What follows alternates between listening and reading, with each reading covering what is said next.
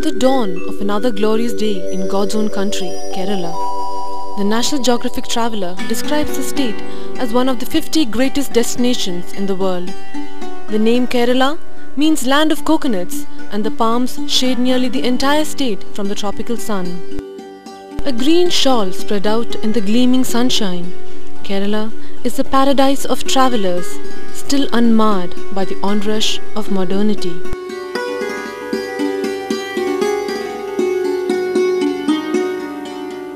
The scenic backwaters reflect on the tranquilizing lullaby of nature. Kerala also boasts of a rich cultural heritage. The Western Ghats is one of the biodiversity hotspots in the world. This is also an area of major plantations like tea, coffee, pepper, cardamom and other spices. The fertile soil of the undulating hills and valleys also yields a fruit, cashew. Cashew is an important export for the state of Kerala.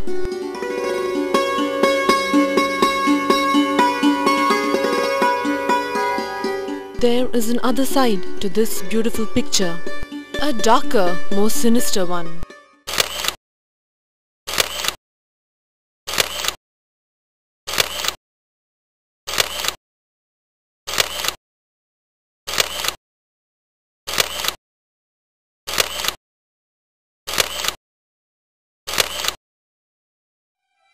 Way back in the late 70s, the Plantation Corporation of Kerala started a cashew plantation which now stretches over 5,000 hectares.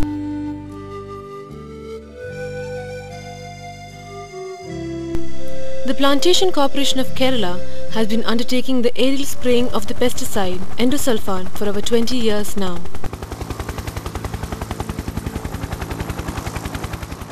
In the early 80s, a farmer in the village of Padre realized that the reason for 3 of his calves being born with deformed limbs and stunted growth could not be just attributed to his fate. He approached a local journalist, Sri Padre, who raised the doubt that endosulfan, which is being sprayed aerially in the plantations in his village, could be the cause. Simultaneously, Dr. Mohan Kumar, a local physician, observed that the past 10 years had seen a remarkable increase in the incidence of congenital anomalies, physical and mental retardation, cancer, psychiatric disturbances and so on, most of which are restricted to people below the age of 25. Padre has 400 households where 2,000 people live, and all of them come under the area of direct spraying. A similar phenomenon was observed in the neighbouring villages of Karnataka. The communities in the affected villages were the first to notice the changes in their environment and health. Their fight soon snowballed into a movement. They had help from Tunnel, which is a public interest research organisation working out of Kerala, networking and supporting community groups and organisations with information, research and campaign support. In Kerala, the local leader and the members of the Puncheri Sports Club rallied the people together and prevented the helicopter from taking off for spraying. A team of experts headed by Professor Romeo Quijano started out on a fact-finding mission and visited the affected villages in Kerala and Karnataka. They met Mr. Hari Prasad, Secretary, Endosulfan Protesting Committee, Kokada, who shed light on the matter. Previously, alarms would be given before the spraying, but now there are none. Flags that are used to mark the area to be sprayed are of no use since the wind carries it further. This is a school playground and assembly. Barely 150 meters away is a government plantation. The copters fly as low as 30 to 35 feet and the children usually come out to see the copters. Spraying is done continuously for the whole day till the entire area is covered, and this happens 2 to 3 times a year. In this area of about 800 hectares, more than 100 people have tried to commit suicide for absolutely no reasons, and a variety of abnormal changes in the health of the people has been noticed. Dr. Raj Mohan from the National Institute of Occupational Health has done a survey, and hopefully something will come of it. The teachers in the school have noticed abnormalities in the children coming from the hilly regions. I'm Dr. Muralidhar in this place of Nelliyadi.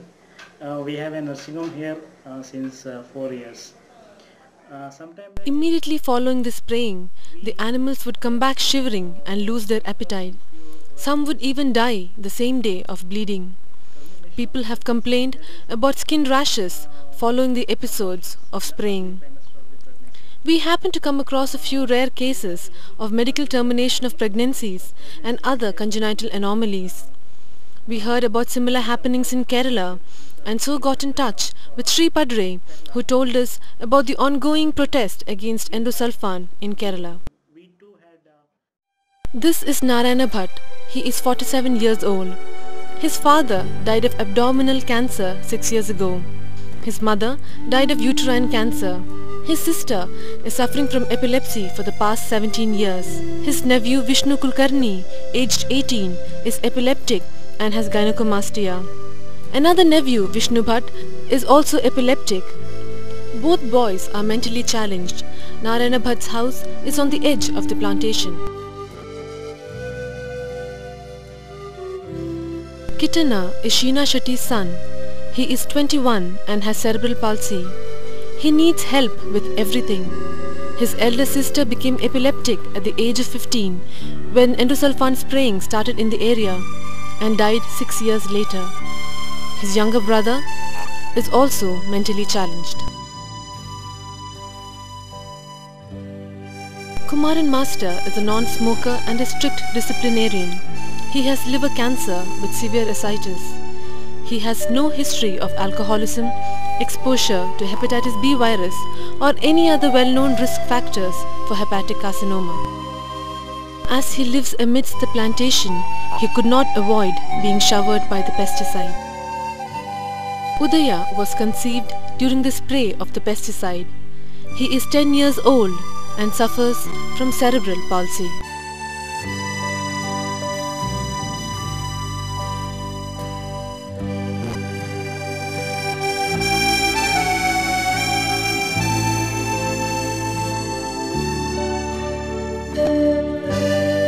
This is Shruti's house. Her mother died of cancer 6 years ago. This 8-year-old has deformed hands and legs. Both her hands are bifid and have 4 fingers each. The crooked right lower limb was recently amputated to enable the fitting of a prosthesis. A case of neuroblastoma with secondaries to the dura. Balakrishnan is a 6-year-old. He has received 1 round of chemotherapy, but his family cannot afford the rest. He lives right in the middle of the plantation area. Rishana is a 3-year-old girl of a conservative Muslim family with severe growth retardation and delayed developmental milestones. She has no well-developed speech and has been walking only since a few months. This is 19-year-old Subramanian. He has cerebral palsy. He is also an epileptic since birth.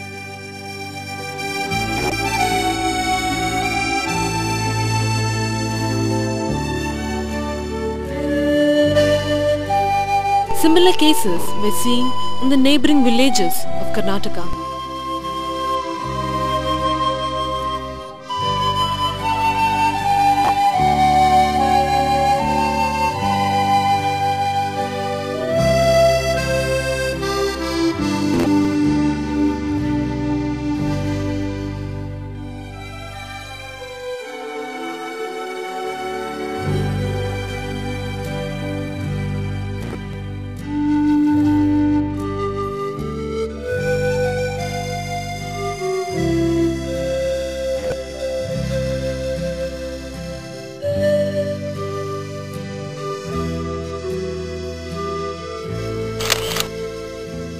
And the list goes on.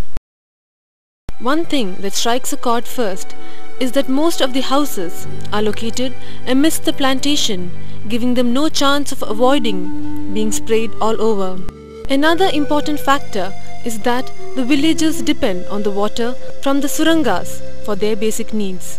It actually arises from the springs which trickle down the western Ghats, bringing with it toxic endosulfan polluted water.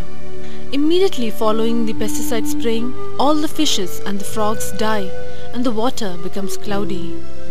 Earlier, the birds and the animals had to be chased away from the food products left out to dry. Now, there is not a bird in sight, nor are there any honeybees. Our valley is silent. See, this is the Kodankiri stream we call. This stream is about 3 kilometers stretch, and 4 or 5 houses just by the side of this stream. All houses have got problems, and there are about 25 patients suffering from mental retardation, cerebral palsy, cancer, epilepsy, all problems. And one house, next house, the couple, they are issueless. They don't have children. The other house also they are having problem. All houses they have got chronic problem.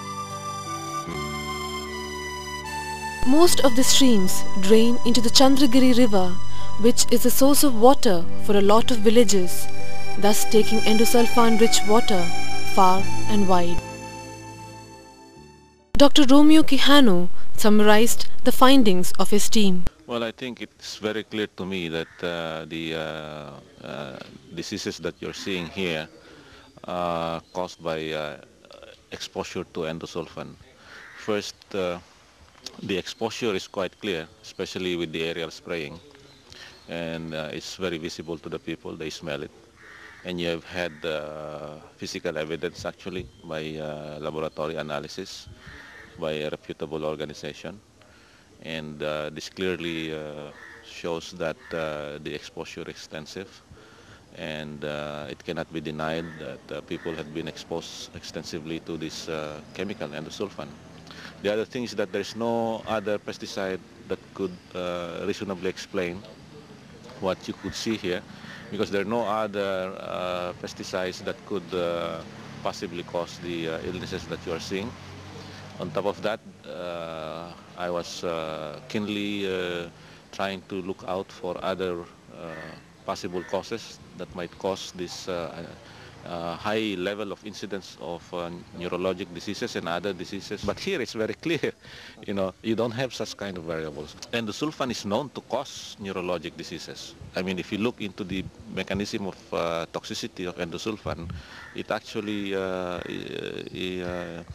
inhibits what we call a neurotransmitter in the brain, which is essential in the normal functioning of the brain. And another thing is that endosulfan is a known endocrine disruptor. It disrupts the hormonal balance of the individual, especially when he is still in the womb of the mother.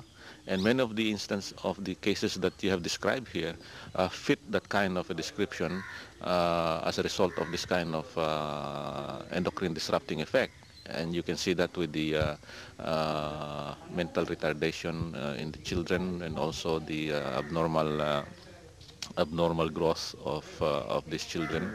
You don't need an epidemiologic study to observe that the incidence are very high. It's very clear. Another thing is that those who have been documented at the village level, I mean those who have been documenting at the village level, these clinical incidences are not just ordinary people. You have a medical doctor there, for example, in the village, who are quite competent and qualified to make such observations and conclusions. So I think if they're looking for clear cause and effect relationship, you have it here. They should not have waited until you can find this kind of disastrous effects on humans. This should be a lesson to regulatory agencies. This should be a lesson even to the companies, not to ignore the warning signals, because as you can see, eventually this will result in a disaster like what you can see here.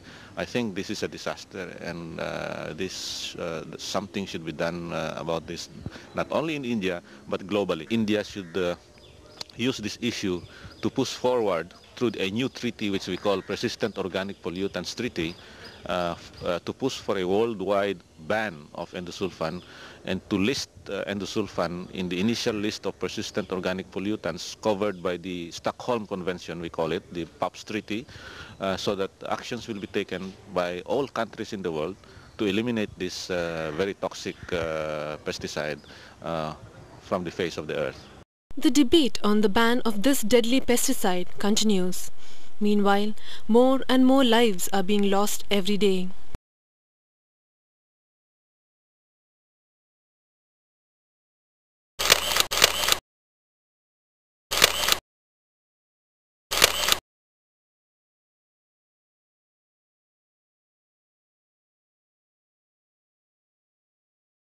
If you believe in human rights and values, then it is time to wake up and demand a toxic-free future. You can do a lot. For more information, contact